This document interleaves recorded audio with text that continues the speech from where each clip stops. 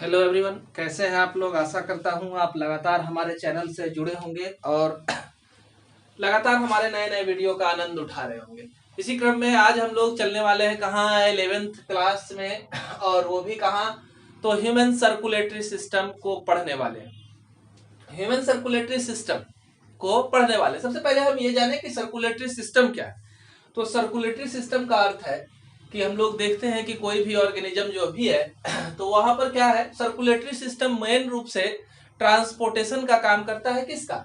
Food का, है ना, और क्या गैसेस का, और भी क्या है, तो जितने सारे वेस्ट मटेरियल है उसको पूरे बॉडी के अंदर ट्रांसपोर्ट करने का काम जो है वो किसका है, हमारा ट्रांसपोर्टेशन सिस्टम का है, सर्कुलेटरी सिस्टम का है। अगर सर्कुलेटरी सिस्टम नहीं रहे तो हमारे बॉडी के अंदर जो है मटेरियल्स जो है ट्रांसपोर्ट नहीं हो पाएंगे। तो हम लोग पिछले क्लास में पढ़ चुके हैं कि ट्रांसपोर्टेशन के लिए सबसे इंपॉर्टेंट चीज क्या है, तो आपका बॉडी फ्लूइड है ना। बॉडी फ्लूइड में हम लोग दो चीज के बारे में जाने हैं, एक तो हमारा ब्लड हो गया और दूसरा क्या है, लिम्फ है। ये दोनों ट्रांसपोर्टेशन में काफी हेल्प करते हैं, सारे मटेरियल्स को ट्रांसपोर्ट करते हैं।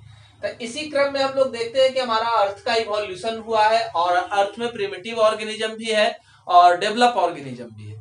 तो प्रिमिटिव ऑर्गेनिज्म में खास तौर से आपका आर्थ्रोपोड्स और मोलस्कस है। इसमें ट्रांसपोर्टेशन के लिए क्या है, तो ट्रांसपोर्टेशन के लिए open circulatory system. Open circulatory system का क्या अर्थ है, तो ओपन सर्कुलेटरी सिस्टम का अर्थ है कि इसमें आपका ब्लड तो है ना, लेकिन ब्लड जो है वो वेसल्स इनके डिफरेंशिएटेड नहीं है। बॉडी के डिफरेंट पार्ट से ब्लड को कैरी करके वेसल्स क्या कर रहा है, तो बॉडी कैविटी में ही सारे ब्लड को रिलीज कर दे रहा है। और बॉडी कैविटी में जब ब्लड रिलीज हो रहा है तो इंटरनल ऑर्गन जो भी है वो पूरी तरह से ब्लड से क्या है, फुलफिल्ड है, भरे हुए हैं, है ना, डूबे हुए हैं ब्लड में।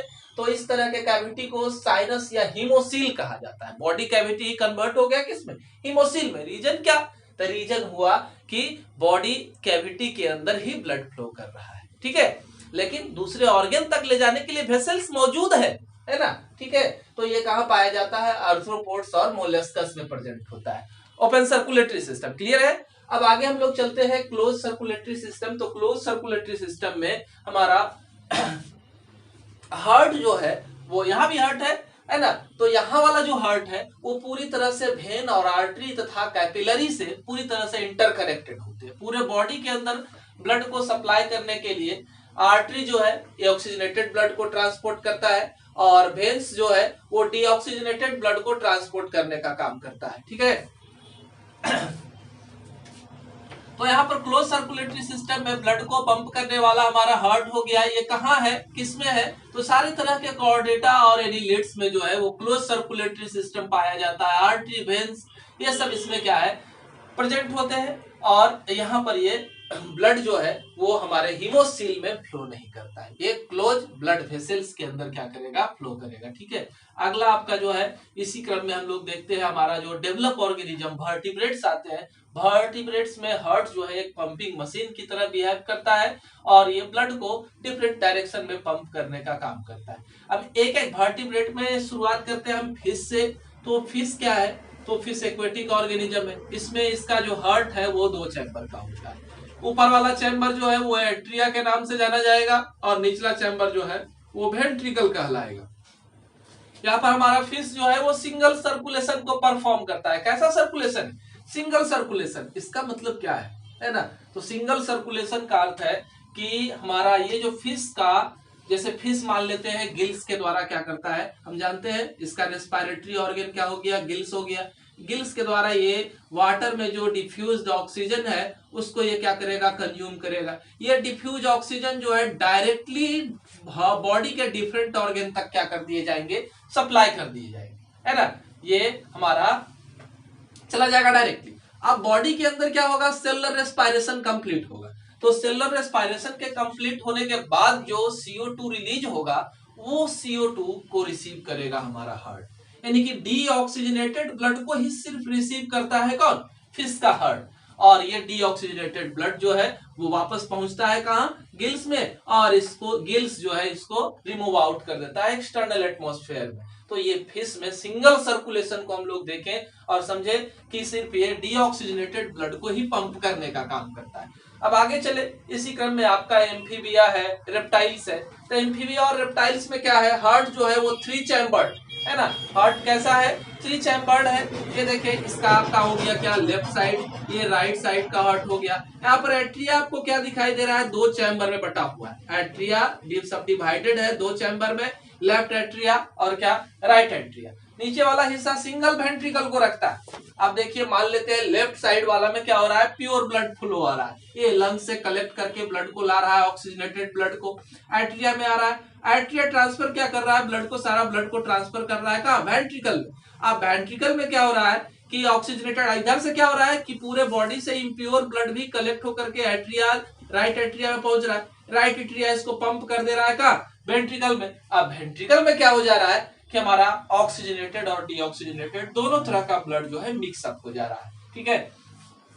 तो इस तरह के 3 चैम्बर वाले हार्ट में ये समस्या है कि सर्कुलेशन डबल तो जरूर हो रहा है, डबल इस वजह से कि ऑक्सीजनेटेड ब्लड को भी पंप करने का काम कर रहा है और डीऑक्सीजनेटेड ब्लड को भी, दोनों पंप कर रहा है, इस वजह से डबल सर्कुलेशन है। लेकिन इस सर्कुलेशन में समस्या क्या हो रही है, तो सारा ब्लड जो है मिक्सअप हो जा रहा है। तो इस वजह से इस सर्कुलेशन को क्या कहते हैं, इनकम्प्लीट डबल सर्कुलेशन कहते हैं। कहा, एम्फीबिया और रेप्टाइल में, एक्सेप्शन हर जगह है।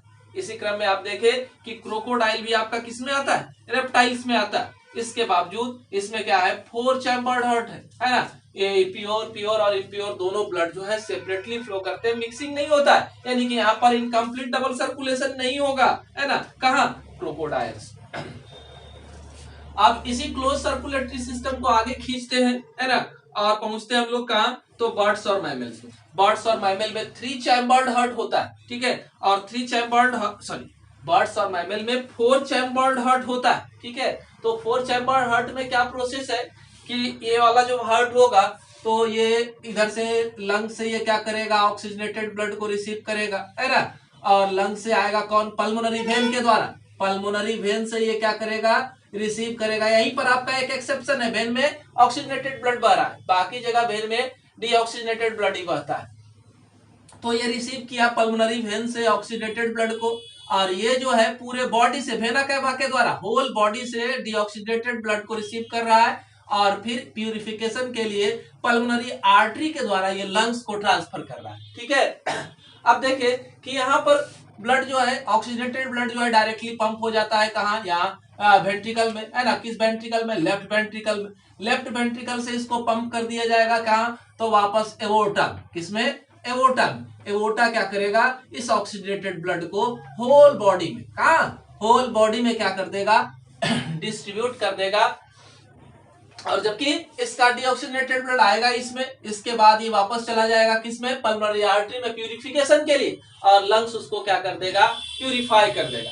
तो इस तरह से हम लोगों ने देखा कि बर्ड्स और मैमल में 4 चैम्बर्ड हार्ट है, और यहाँ पर ब्लड का मिक्सिंग नहीं होता है ना। दोनों ब्लड जो है किस फॉर्म में, प्योर फॉर्म में है ना, कहीं भी। तो इस तरह के सर्कुलेशन को कंप्लीट डबल सर्कुलेशन या सिंगल डबल सर्कुलेशन हम लोग कह सकते हैं, सिंगली, है ना, कोई इनकम्प्लीट वगैरह कुछ नहीं, तो डबल सर्कुलेशन भी कह सकते हैं। तो इस तरह से हम लोगों ने देखा। अगर अभी तक आप लोगों ने हमारे चैनल को सब्सक्राइब नहीं किया है तो चैनल को सब्सक्राइब जरूर करेंगे, जिससे हमारे नए वीडियो के नोटिफिकेशन आप तक पहुंचते रहेंगे। और वीडियो अगर पसंद आए तो लाइक बटन जरूर दबाएंगे, है ना, जिससे, और कहीं पर भी आपको कोई क्वेश्चन है तो आप कमेंट सेक्शन में जाकर के हमें कमेंट भी कर सकते हैं। अब आगे देखिए, इसी क्रम में डबल सर्कुलेशन को डिस्क्राइब करने का काम सबसे पहले किसने किया था, तो विलियम हार्वे ने किया था, ठीक है। अब आगे चलते हैं, ये हमारा हो गया सर्कुलेटरी सिस्टम को हम लोगों ने जाना कि क्या है circulatory system, open circulatory system, close circulatory system. अब आते हैं अपने सर्कुलेटरी सिस्टम में। कहा, तो हमारा सर्कुलेटरी सिस्टम जो है वो बना हुआ है किससे किससे। सबसे पहले आपके सर्कुलेटरी सिस्टम में क्या है, तो एक पंपिंग मशीन हो गया आपका, है ना, वो हार्ट हो गया।